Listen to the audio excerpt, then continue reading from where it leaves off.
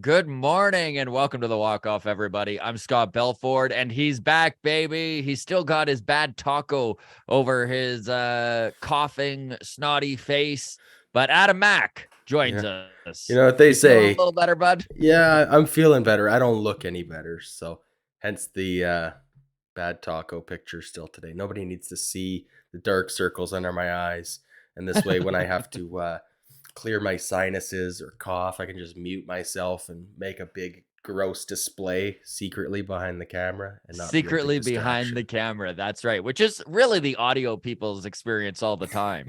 So, Yes, which exactly. by the way, the audio side of stuff, you can get this podcast wherever you get your high quality podcasts, right? Spotify, Apple, all that good stuff.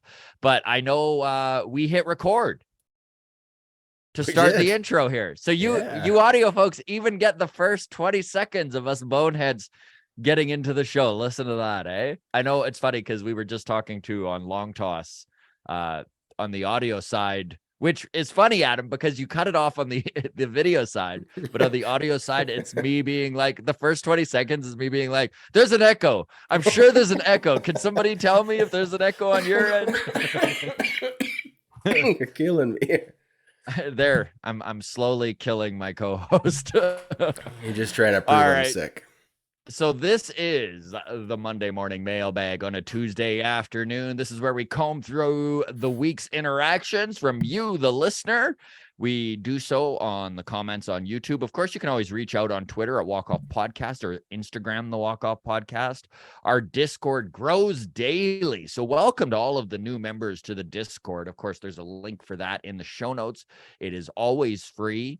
And it is always happening. It has been very, very busy, talkative baseball, Blue Jays place over the last couple of weeks here with all the speculation going on. And then, of course, we always appreciate it and appreciate the Patreon in general. And if you are interested in joining, it's $4 a month, and it does. We've actually got a new system coming out right away here, where we're offering a little bit more to Patreon. But of course, if you are on Patreon, you always get the bump to the head of the line on the mailbag. So we've got a couple questions there from our Patreon. All right, let's get into it, Adam. All right. First one was a snarky one we got from Twitter. So at Farmer Tortoise tweeted us and said, "Hey, at Walk Off Podcast, please, Scott, could you stop using the tag question right so often?" Which is true. It is a crutch phrase. So I'm an old radio guy, and there's a thing called crutch phrases, and it's where a DJ or an announcer will use a certain phrase or term excessively.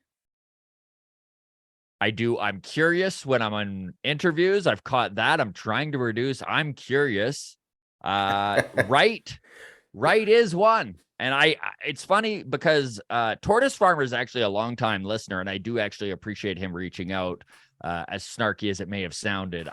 I didn't catch that. And then I listened back to last night's one episode with Craig and I, and sure enough, I'm saying Oh, right too much. buddy, for anybody who thinks you say right too much, go back and listen to some of our old interviews from the first year and a half of this show and count how many times you and I verbally, mm-hmm, mm-hmm, Yeah. we're nodding along out loud in agreement as Oh, as we're listening, right? Because like that's as it's a so annoying. conversationally Yes. is very good and it's polite, but when you're recording an interview, it is not good listening experience for anybody else to hear us constantly going, mm-hmm, mm-hmm, yeah, mm-hmm. It's like just shut We've up come a and let that long guy way, talk. Adam. We We've come a have. That's long my way. point. I mean, we're Yeah. not perfect by any means and still have a long way to go. And so we truly do appreciate when guys like Tortoise Farmer reach out and say, hey, you know what? You're using this phrase too much. By the way, I don't need this all the time, everybody. So if you're like going to start really dissecting and picking this apart, not what I'm after. But yeah, feel Oh free to yeah. reach out if there's one particular phrase where I'm driving you nuts with it.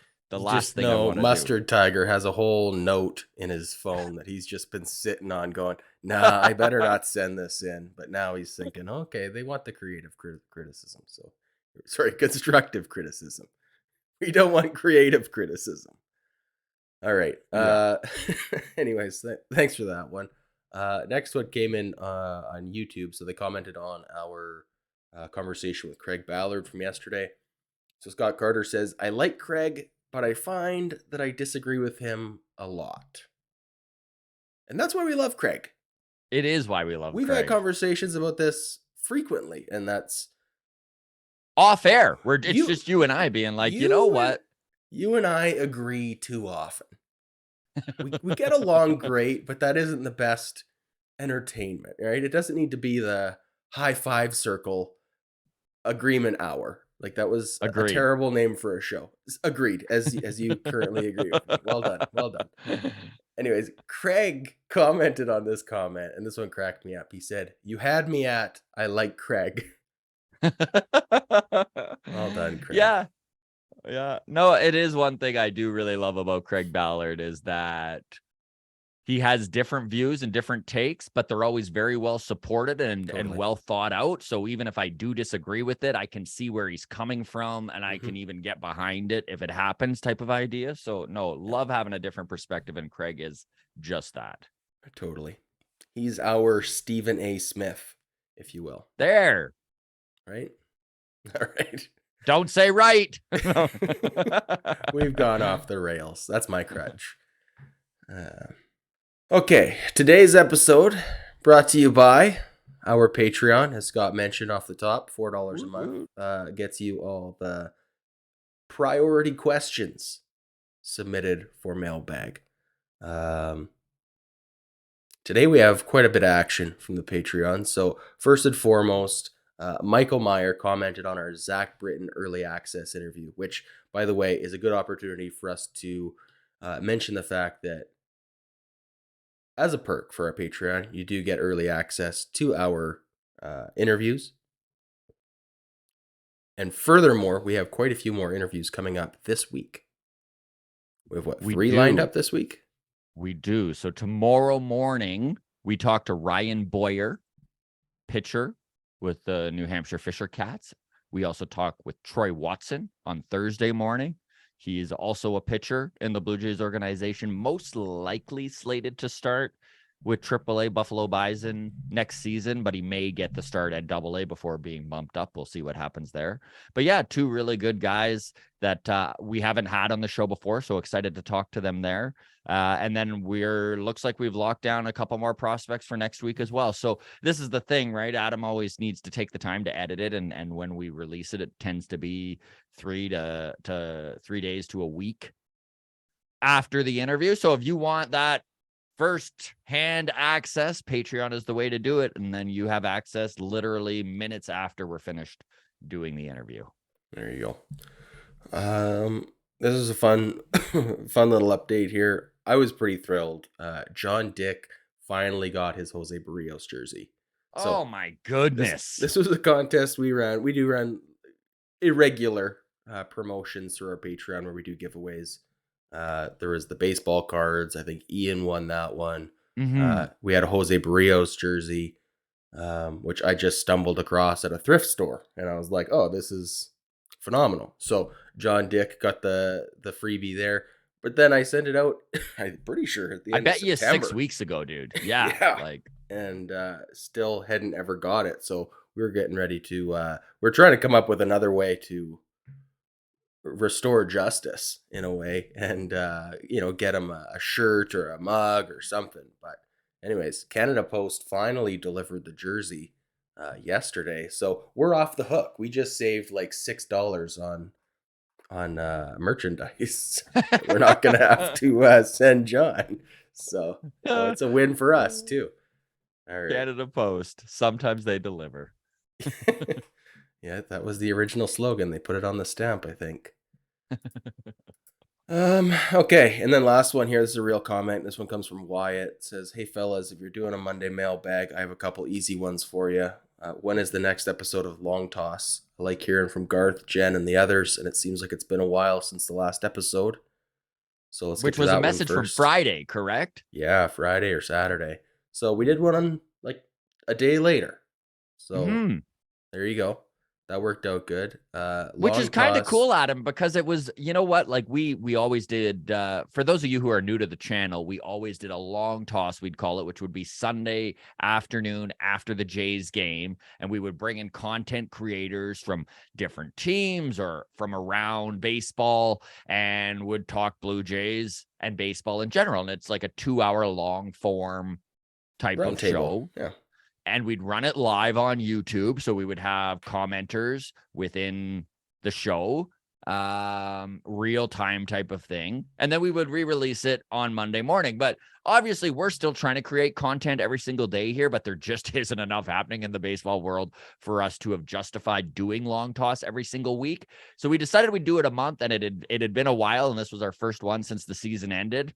And I was just blown away, dude, by how many people tuned in. Like, we had close to 60 people live, and then we also had, I think we're pushing 1,000 views on YouTube. And I know we had audio people reaching out being like, make sure you post it on audio, because that is something we'll forget to do sometimes. But no, it's great to see the interest in it. I do want to say 1,000 views doesn't sound like a lot, but for 1,000 people to sit, and I could check the Yeah, algorithm on this, to sit through 2 hours of a show, that's significant, right? It's a lot it easier is for people to click on a 5-minute clip than it is to sit through a 2-hour show. So the fact that we pretty had a humbling. thousand people It's kind doing of that is cool. pretty Yeah, cool. absolutely. All right. So there's that. Anyways, long toss. We'll probably get to one in September or in December, and then maybe January, February.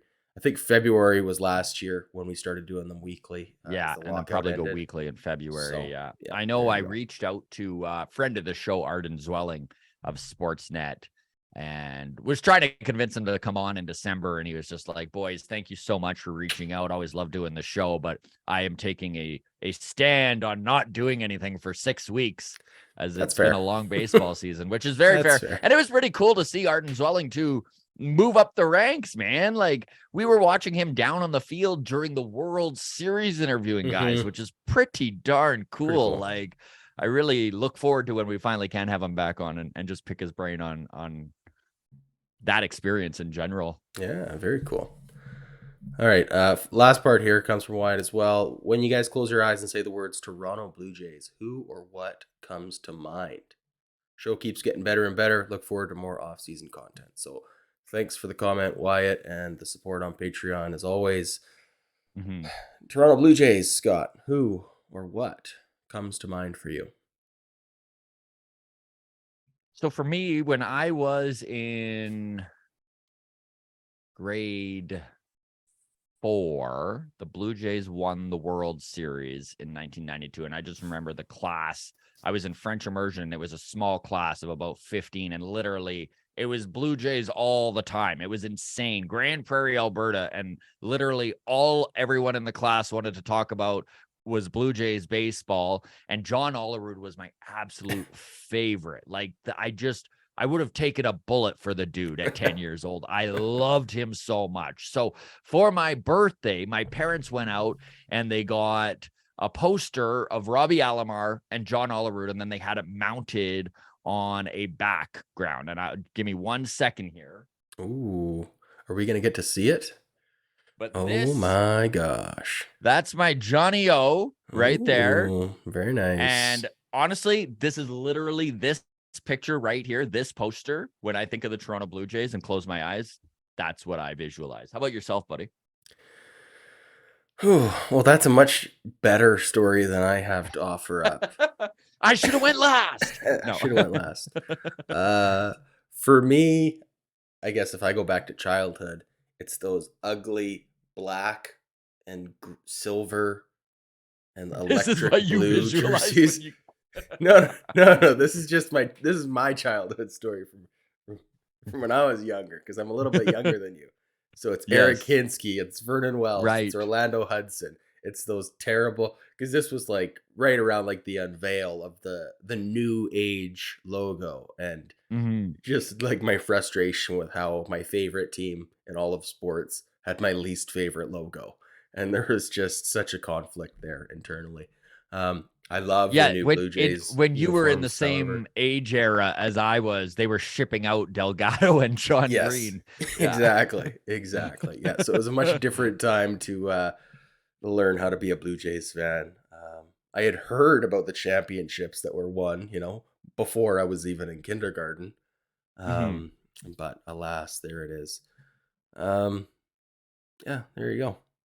Feel free to drop a comment, by the way, gang, as to when you close your eyes, what you visualize when you see the Toronto Blue Jays. That's kind of a cool little exercise. Ooh, I do have a good new favorite Blue Jays memory though. In this moment, it is watching the home run derby from a few years ago with my daughter, who was I think like 7 or 8 at the time, Mhm. and getting her amped up as Vladdy's hitting like 1,000 home Bomb after runs, just bomb, like yeah. nonstop, and she was so pumped and excited. I got a video of it. Maybe I'll throw it up in the Discord later, but yeah, pretty exciting times. I really hope he participates in the home run derby next year in Seattle. It would That be would be so good. cool. Yeah. All right, let's pivot from there then. Okay, next one comes from Darian416 on Twitter. He DM'd us and Yeah. said, "Hey boys, Red Sox clearly need a rebuild. Boston might legit turn into a bottom tier team if Xander Bogaerts moves on. Plus, their pitching and bullpen is for sure so bad. Unless they open that checkbook and go wild, I think we could see them in the 12 to 15 range record wise in the AL East for a good 2 more years.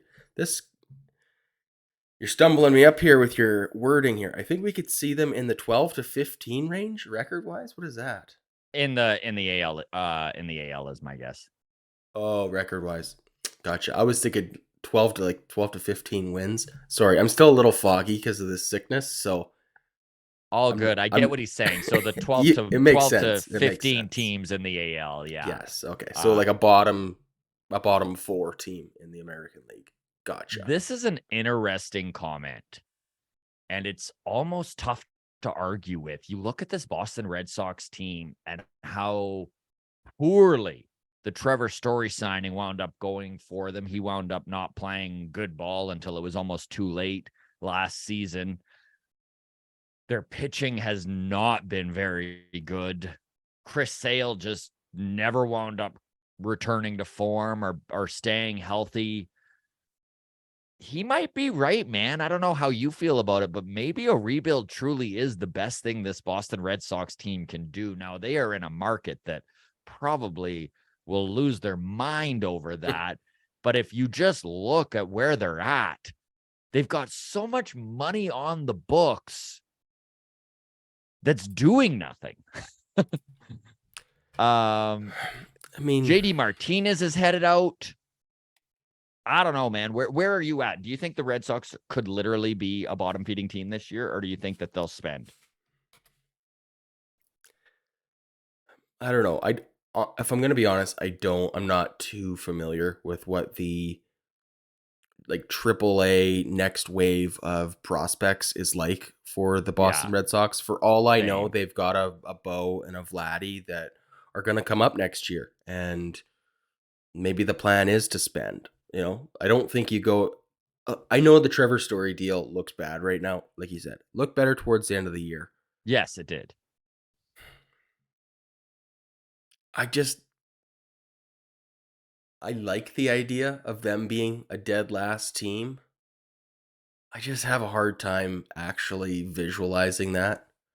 Hmm. This does feel like a team that is going to make moves. Um, like who knows? Maybe they move Trevor Story to second base and they go get Carlos Correa, and we got a new Texas Rangers situation, right? Like they've got money to 100%. spend. They do have money. I don't know. It's maybe if there's a Red Sox fan who stumbles backwards into this video by chance, they can educate us on why the Red Sox are poised for a massive bounce back in 2023. I hope it's not a true story, but So my cousin, my first cousin, shout out to Cody, huge Red Sox fan. Like it's one of the things we've bonded about in our adult life is just constantly shit of talking course, each other over of text, right? course. And He is not very hopeful for Oh, 2023. He does not have a lot of faith in Shane Bloom and this Red Sox front office. okay. He's not overly hyped on their farm system. They do have a few prospects worth keeping an eye on, but nothing like you said, where it's like the next wave. I'm The loving Red what I'm Sox could hearing. be Shout the out Red to Sox could Cody. be yeah, the Red Sox could be in some trouble, man. We're going to need to wait Okay. and find out what they do in the offseason. Obviously, until All all the right. moves are done, it's tough to actually make a educated guess on where they land in the AL. But if you're just looking at this team as is, I think that Darian could be correct that they might be in that bottom rung with Kansas City. And, I don't know, man. We'll need to wait and see. Well, love it. AL East in general. Do the Orioles take another step forward this year? We know the Yankees are going to be good. We know the Rays are going to be good. Knock on wood, the Blue Jays are going to be good. Right? We're talking 90 plus wins for those three teams. Lock it I in. would say that's, yeah. Right? Lock it in. Baltimore Orioles, they were knocking on the door last year. Yeah, they finished a little above 500. I think it was, Yeah. 83 and 81 or something like Something that. like But that. yeah. Do you think they can push 88, 89 wins? Do you think they have the appetite to go out and spend in free agency? This is, I Go think, get a what's guy. going to make the difference is if the Orioles are actually spenders, as some of the speculation has them being, and they are actually going to go out and get a guy like Carlos Correa, who they have been tied to. Yeah, I think they could take another step forward, especially if they bolster their pitching a little bit. Personally, if they don't make any big moves, I think they take a step back. I can't see their pitching being as good as it was last year. I could be completely out to lunch here, but I think that they need to bolster this roster to see another step forward. I, Where are I you at? I think they're going to make some aggressive moves this offseason. I kind of get that feeling too. I feel like they are right at the, they just called up Adley Rutschman. He looks legit. He looks like might be the best catcher in all of baseball. And this is coming from a team that has three really good catchers, Mm-hmm. right? Um, as a good young core, this is the time to Add. capitalize, right? So And they've got almost no money on the books. Like that's the thing. they They're one of the lowest salaried teams in all of baseball. I think this is like the ideal rebuild strategy for any of these bad teams, whether you're the Marlins or the whoever, right? Like if you have any sort of a budget but you're being cheap because your team is bad, is that like you look for a guy in the draft or via trade, a prospect who has that like Hall of Fame trajectory, right? And right. then you just wait until one of them makes their debut and isn't Jared Kelenic, right? Like a guy who makes that transition to the MLB, doesn't skip a beat, looks elite from day one, and then you go, okay, now we go. And that's when you open the checkbook. And, that's what the Blue Jays have been doing. Mm-hmm. I think it's time for the Orioles to follow suit. And that's frustrating for me. It seems to be what everyone is saying will happen too. So if it doesn't, it's not that the Orioles haven't kicked cans. They just didn't find the fit that they wanted. Yeah. But I agree with you. I think that the Orioles are going to be very active in the next couple months, and I think we could see them make a really big splash that surprises the entire league because they haven't spent over the last years. And if you go back in history, they do have a tendency to spend when they need to. So Mm-hmm. it's not like they haven't bucked up before. Yeah. Could be interesting. I said it last year. I'll say it again. Carlos Correa to the Baltimore Orioles. Mm-hmm. That front office. I can't think of his There's name off the ties top of my there. head, but he was, I think, the president or the GM of the Astros when they drafted Correa. Now he's in the Orioles. I don't know. It makes sense. He's a good fit. They have the money to spend. Now is the time to spend. There you go. Breaking news. Yep. Carlos Correa to the Baltimore Orioles. All right. Next one comes in from Discord. New to Discord, by the way, so welcome to Jolting Z or Zed. Um, Discord, by the way, free to join. Free invite in the show notes. We have 200-ish Yeah, folks in just there. under 200. We're climbing every day, and we've had a lot of new people join who have been quite active, which is awesome. Love to see it. So again, Totally. welcome to everyone who's new to Discord. So Jolting says, I may be alone in this assessment, but regardless of the fit of Brandon Nemo, I'm staying away from that contract. He reminds me so much of Jacoby Ellsbury. Look how that panned out for the Yankees. 3 guys that I want most. Number 1, Carlos Rodon. So we can go right-handed pitcher Manoah, left-handed pitcher Rodon, right-handed pitcher Gossman in a postseason run. I like that. Number 2, Cody Bellinger. Reason is financial flexibility. Yep. And acquire another outfield via trade. And then number 3, Dansby Swanson, which would slide Bichette to second base. Espinal would then be freed up to be traded for more pitching depth. Will all 3 happen? Extremely unlikely, but we shall see what happens. So what are your thoughts on this, Scott? It's an interesting roadmap to how the Blue Jays could go about this offseason. And that's what's really fun about this offseason is that truly this front office has so many different forks in the road that they could do. See, in this scenario for jolting, what was it? Jolting L? Jolting Z. Jolting Z, wrong letter, Scott. Go to the end of the alphabet. Jolting Z. In this scenario, he's opting out of a high-end contract with Nemo. Now, I get the Jacoby Ellsbury comparison. I don't think it's fair. I think Brandon Nemo, however you want to say it, is truly the best option for center field currently with the Toronto Blue Jays. However, he is going to cost an arm and a leg. He really is. I think the market for Nemo is hot. Once Judge signs, it's really going to kind of solidify itself as he's going to be the top outfielder available in free agency. And I think a lot of the talk is he could get more than a Springer contract. And if it's more than a Springer contract, maybe the way to maximize what you're getting in return is to take the money you would be spending on that and do just like he said, go out and get a Rodon, spend it on pitching, bolster the outfield with a cheap option and maybe through trade, and then go out and move a guy like Espinal for depth pitching. It's an interesting plot twist, if you will. It's something that could work. Look, it's an interesting point, too, that you just made about the market being hot for Brandon Nemo. Because, I mean, there's 3 obvious top teams that are in on Aaron Judge, right? We got the Yankees, we got the Dodgers, we got the San Francisco Giants. You're not in on Aaron Judge unless you need an outfielder. So what happens if you don't get Aaron Judge? You still need an outfielder.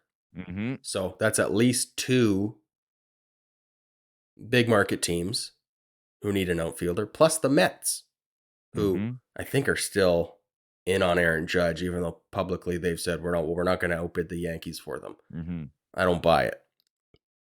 I think if it comes down to it and they have the money to spend, they would on Aaron Judge. That being said, there's 3 big teams who are going to need an outfielder still. And like Brandon Nemo's the guy. Right? He really is. He really is. And this is where you're just going to need to evaluate how much as a front office, irrelevant of the team, how much you're prepared to spend on a guy like Nemo. Because the truth is, I love Brandon Nemo in a Blue Jays uniform, 5 years, $125 million. Not a big fan, 8 years, 170, right? Like, if they need to go that high, I think the proposition Jolting Zed set up here is more of a direction I'd be interested in taking, where you're using those funds to go out and get a high-end pitcher and then maybe take a step back on your outfield. I know that Craig Ballard just yesterday mentioned that lots of World Series winning teams have been able to hide a extremely valuable defensive player, but an offensive black hole in that number 9 spot We watched the Astros do it with their catcher, with Maldonado. We've seen it before, and this is an option the Blue Jays could go, especially if you're going to have a Carlos Rodon in that rotation. And now you're rolling out Manoah, Gosman, Rodon. When Jose Barrios is your number 4, that's pretty deadly. And it is just funny how the free agency market plays out. And I do think that Brandon Nemo, like you said, the best fit for the Jays. But also, I don't think he's going to be worth the money that he's going to get. I do think that because of the way the stars are aligning, and this is where free agency is a fickle Such a mistress, crapshoot. Yeah. right? Is that it is like the stars align for a weird guy where he happens to be a free agent at the right perfect year. Like would Brandon Nemo have gotten the same number last year versus next year versus this year? I was watching Jean Boy Media and they were talking about the Cody Bellinger getting DFA'd, but then they brought up, and this was where I'm getting to, the Luke Voigt. Mm-hmm. If he had have become a free agent in 2020, he would have been 29 years old. This was, the shortened COVID season, so he only hit 22 home runs, but he led all of MLB in home runs in 2020. He wasn't a free agent this year, right? On pace for over 50, yeah. But like that is a really appealing guy who could have gotten, 6 years, 150 million for Luke Voigt. Hey man, it's a great example. Even if you look at injuries, Brandon Nemo only played 91 games in 2021 and didn't have near the season. So if that's his free agent year, all of a sudden he's probably needing to take a show me deal, a short-term deal where he can go out and prove himself. But now he played 151. Yep. It's a shallow outfield in free agency, and he's the top guy. And who are we to kid? If Aaron Judge didn't just hit 62 home runs, we wouldn't be talking about a $300 million contract coming his way.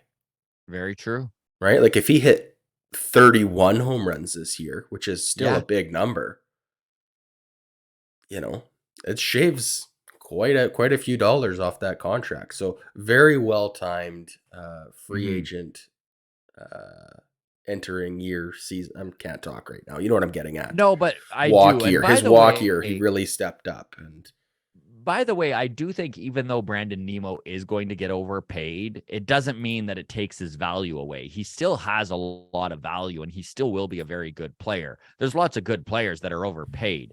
It's just, and there's lots of scenarios where you actually want to go out and overpay for a guy. You look at your current roster, look at the guys who are under control, who aren't ARB eligible. This is why it's so important to have a farm system that's constantly turning out new major league talent so that you have that controllable and affordable bottom rung of your team, right? Like even you look at Vlad and Bo Bichette, that's kind of the case for the Blue Jays. Maybe not as much now that they're making more money in arbitration. However, those are the type of guys where you can afford to go out and spend big on a George Springer.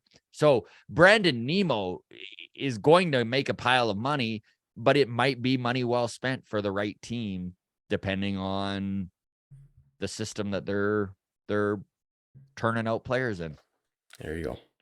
All right. Liam Hendricks is a good example of that, right? Like those high-end relievers that they're being overpaid, but also when it comes down to World Series, relievers win championships. So it's like, where do you overspend?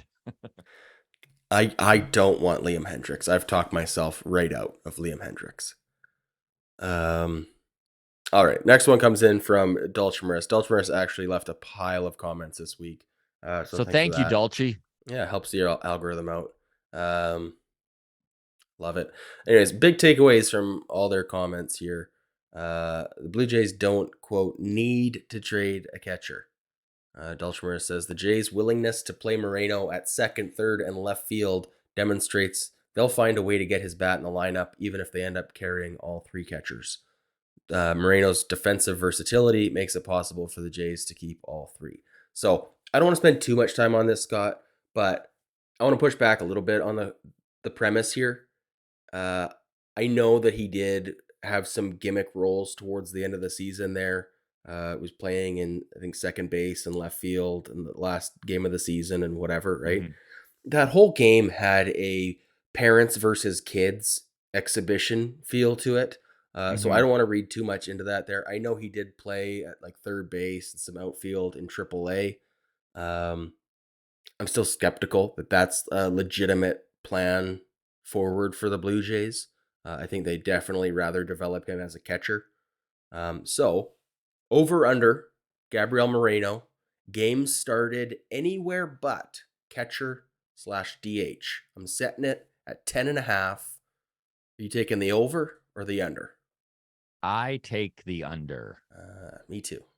I think he very well could play 8 to 10 games around the diamond. I think um, it is very possible that maybe he plays DH for half the game. And then if they're up by some runs, maybe they stick him into second as they massage the defense. Agreed. But no, I don't think he's going to get a pile of starts anywhere but catcher. I think his arm strength and just what a premium position catcher is. I don't think that there's a he already has that versatility. There's already value in that. I don't think pushing him to play 20 games at third base is going to do anything for him as a player, and I don't think it's going to do anything for this organization. Now, this could be different in a different organization, by the way. Like maybe if Moreno does get traded to, let's say, I don't know, the Brewers, and their DH spot is gummed up a little more, maybe they do play him a little bit at second base or left field or whatever. But for the Jays, you just look at this roster. I just don't see how playing Moreno all over the field is going to do anything for this team. No, especially if they are going to try and develop him as a catcher. The number one skill he needs to work on isn't his pop time. It isn't his hitting. It's his calling a game. And you don't Yes. practice calling a game while you're standing in left field. So for that reason, I agree with you. I'm out on that. It's definitely the under for me. Let us know in the comments, though. Gabrielle Moreno, game started anywhere but catcher and DH, 10.5. You taking the over or the under? Um, Next part from Dolchmarist, talking about the Teoscar Hernandez trade. Says the main thing I don't like about the trade is that a deal for a replacement wasn't in place already. Now that the Jays have a great need to replace the Teoscar vacancy, the free agents available and trade partners now have the leverage when Jays try to negotiate deals. The rest of the deal I can live with because teams trade contracts, not players, and the Jays made a good trade of contracts. To I got, start with, I just want to jump in here, Adam, real quick, and please. just to start with, Dalton truly is an excellent baseball mind. He has been a member of this walk-off community for over 2 years, so he has seen us at our worst. Uh, and Yes. he always has some really well thought out, really intelligent baseball knowledge and comments to drop. I disagree on this a little bit. I don't know where you're at, Adam. I feel like so let's just start with George Springer and Lourdes Gurriel Jr. are our everyday outfielders. Biggio can play the outfield. Merrifield can play the outfield. Merrifield is going to be a linchpin in this Blue Jays lineup. I think it's going to surprise Jays fans how much time he plays. He's going to be the everyday second baseman. He's going to get time in center field. I mean, even Dolce mentioned Gabriel Moreno can play left field. Right. I don't think it actually inhibits this Blue Jays team with leverage. And I could be wrong. Who knows? Maybe teams are squeezing them extra hard now. I just think that if a team has an area of need and they want to deal with the Blue Jays, where the Blue Jays area of need is irrelevant to them as long as the pieces match. Yeah, that's where I am Where, too, Scott. yeah. I disagree with this comment about leverage, painting ourselves into a corner wholeheartedly for basically the same reason. Um, like unless it is a big multi-trade, like you just don't see a lot of trades that, one trade solves all your problems. Like, it is always a multi-piece trade for any team, right? If it was the other case, if we had signed a free agent and hadn't gotten rid of Teoscar yet, now you just say the opposite, or like the same thing on the opposite side, right? Of, well, now we've lost all of our leverage getting rid of Teoscar because the other team knows that we have to, right? We have too many outfielders, so we've lost all of our leverage in trading one, right? So it's like, Hmm. this is a damned if you do, damned if you don't, if that's your opinion. And I tend to agree with you, what you were saying about when it does come to other teams looking to fill their vacancies and whatever. I don't think a free agent is going to try and extort the Blue. I don't think Brandon Nemo, if he's talking with the Blue Jays, and he's going to be offered 6 years, $150 million, looks and goes, well, I see that you guys don't have Teoscar Hernandez anymore, so you guys are screwed. You need me. I need a Hmm. seventh year. Like, I don't think Hmm. that's, if he's coming to Toronto anyways, we're already overpaying him. Hmm. You know what I mean? So I do. I think we're that's a already good giving point. him the extra year. Like, so that's just where I'm kind of like, whether it's Cody Bellinger or Brandon Nemo or whoever it is, anybody that we're in talk with, we're already, their leverage doesn't come from us not having three outfielders. Their leverage comes from the supply and demand of outfielders. And like we just talked about earlier, the fact that the leverage comes from the Dodgers need an outfielder, the fact that the Giants need an outfielder, the fact Hmm. that the Yankees, the Mets, the list goes on and on, need an outfielder, and there isn't that many good outfielders available. That's where the leverage comes from, regardless of whether we still had Teoscar or not. So, I would agree. And again, we're not in the front office. We have no sources. Maybe this is a legit problem, and maybe the Jays did screw themselves over by trading Teoscar too early. But I feel like this front office is savvy enough and experienced enough in the front office in general. I mean, Shapiro built the Guardians for 10 years before moving on to Toronto. I don't see this as something that they would handcuff themselves with. But who knows? Again, I'm not in these negotiations. well, Maybe they did screw themselves and over. another factor, I mean, we've talked about this before, is just like the freeing up of money, right? Like, they could have just been handcuffed by Rogers. We're like, no, this is your budget. If you want to go out and sign a free agent, you got to cut salary elsewhere. Like, it could have just been that simple, Hmm. right? Where like they didn't have a choice. If they want to go out and get another pitcher, they just had to cut salary, period. So who knows? It's a And maybe game it's for like mightier it's minds than it's ours. maybe it's like what Craig Ballard mentioned on the show yesterday, where it's not so much that they're handcuffed with money and had to offload that $14 million Teoscar was going to make in this final year of his contract. Maybe it had to do that they've been given their budget. They're taking a look and they're like, you know what? We move a few more dollars off the books and we can go big game hunting. We Hmm. can go out there and actually try and get a Dansby Swanson or a Xander Bogaerts or a Trey Turner. We can actually make a bid for Aaron Judge, Well, even though and we won't plus, get him. plus We can at the least other. push the. Sorry, I cutting you off there, Scott. No, I'm just saying, push the I, price of Judge up. Go ahead though. no, just to agree with you though, is that that other side of the coin is also having a vacancy. Maybe isn't a leverage weakness. Maybe it's a leverage strength where now we can go to Brandon Nemo and be like, hey, you get to be our, like it's, Hmm. sign with us. We have a spot for you, not a We sign with promise we'll us. And make a then, spot. yeah, we'll, Yes. we'll figure something out, right? It's like, a boy who dates a second girl before he dumps his girlfriend, right? It's like, well, that's kind of sleazy. Like, just dump her and then we'll talk, like, Yeah.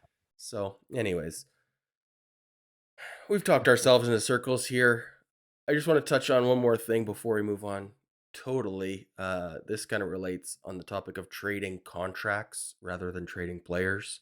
Hmm. We did do a video last week about a trade for Corbin Burns that maybe would include Christian Yelich in a way to bring Corbin Burns' value down, as opposed to us adding more to a trade to match the Corbin Burns value. So Brewers fans came out strong to light us up for how dumb our trade was. Basically, the trade was this: Alejandro Kirk, interchangeable with Moreno or Jansen or whatever. It is what it is. A Blue Jays catcher for Corbin Burns and Christian Yelich was the general broad strokes And we of the never trade. mentioned Danny Jansen, by the way. I know Jansen's probably not in that category. It would Probably be Moreno or not. Kirk, but Correct. yes.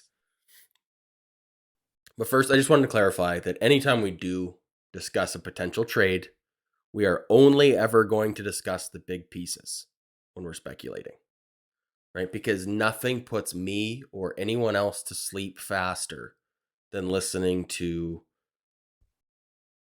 the balancing details of a double A guy on this team versus a single A guy on that team versus a, like snooze fest. So, of course, there is an implication that if it is Kirk for Burns and Yelich, sure, there is going to be a minor Some league sweeteners. arm or whatever Yes. on one side or the other, or multiple pieces on both sides to make both teams feel like it's a fair and balanced trade, etc. So I just wanted to get that off the table. We're not just saying Kirk for Burns and Yelich straight across. Of course, there's going to be some seasoning sprinkled in there. Second of Also, all, this isn't that crazy of a trade. Go ahead. Sorry. no, this is what the second of all is that I just wanted to point out, because they're coming after us like, oh, this isn't a video game. You guys are so dumb. That's so unbalanced. Like, Yelich is so good and Burns is elite and all this stuff for one player. Okay, so we didn't invent the idea of a salary dump trade, is the point that I want to like we're not just like outsmarting baseball here. Like, we're not pretending to be smarter than we are. We're looking at historic things that have happened and we're looking for patterns. That's all we're doing, right? So Yeah. the obvious The perfect comparison comparable. here for me, and I know you agree with me on, is let me just pull it up here. Ever heard of Mookie Betts?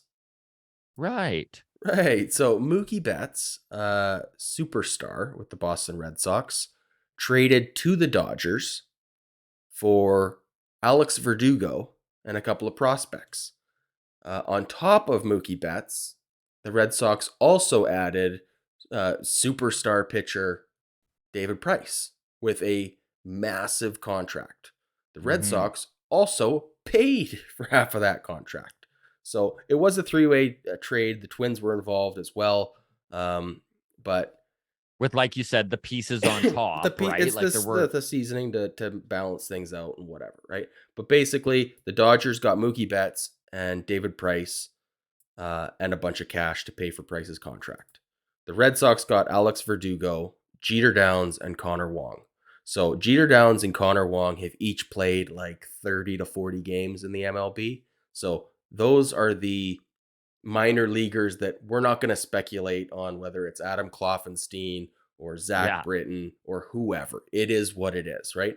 Alex Verdugo, catcher, he is the Alejandro Kirk comparable.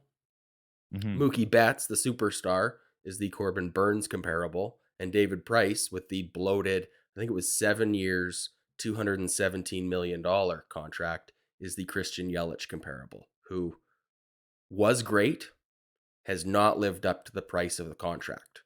So that is the thing. And listen, it's so funny too, because we've done 2 videos on this, and one video, it was Brewers fans who brought up Yelich, and now they're upset they're not getting enough back. But to offload $150 million, like, I hate to break it to everybody, this is not a cheap endeavor. Mookie Betts was and is a top 10 player in all of baseball, and then packaged with a hefty salary of David Price, an over-the-hill player who's never going to live up to the remaining money on the contract. Gee, that sounds familiar, right? The Christian Yelich. So again, like Adam said, we didn't invent the salary dump trade. We were just floating because there's nothing going on, no signings. So yeah, we're speculating. Hey, I just didn't. I don't think it's that crazy. I personally,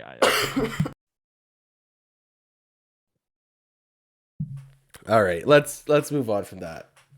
We could spend 45 minutes defending old videos, but let's just move on. All right, so this last one then comes from Daniel on Instagram. Says thanks for asking Zach Britton for some TV shows and movie recommendations. Cool to connect with these players on stuff other than just baseball. We haven't gotten a recommendation from you fellas in a couple weeks though.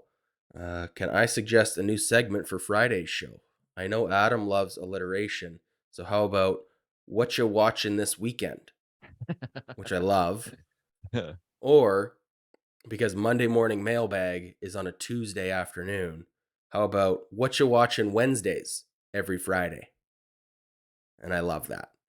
I love that too. He really gets those W's in there for you. Yeah, really gets to the core of who I am and my sense of humor. So thank you, Daniel. He says, keep up the great work. So we'll end on this then, Scott. What are you watching? It's a Tuesday. Well, What you watching Tuesdays? I just finished watching HBO's Say Hey Willie Mays, and that was such a fun watch.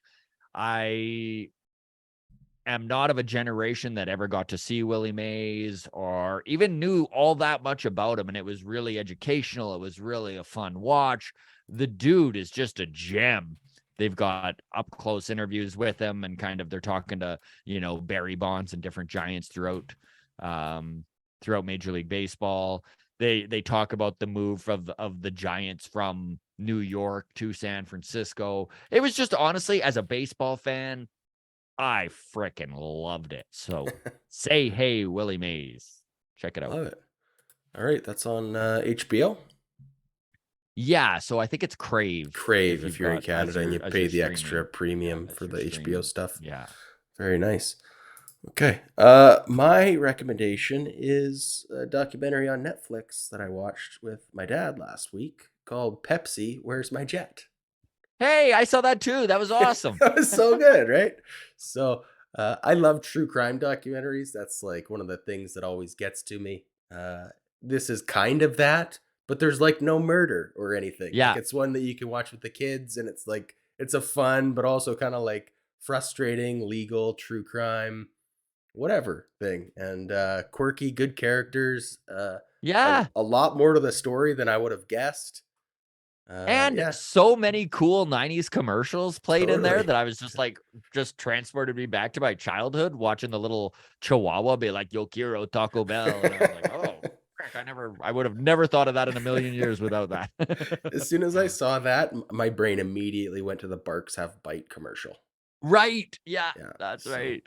All right, there you go. What you watching Wednesdays every Friday, but it's happening this Tuesday afternoon. So there we go. In Thanks true for that one, Daniel. walk-off fashion. All right, everybody. Thank you so much for all of the interaction over the last week. We only managed to probably scratch the surface of most of the comments, but don't take it personally, and feel free to join the Discord or the Patreon and move your name up that list of comments that we're getting to. You can always join us. There's a link in the show notes for Discord. Follow us on Twitter at Walk Off Podcast, Instagram, The Walk Off Podcast. All the best, everybody. Take care of yourselves.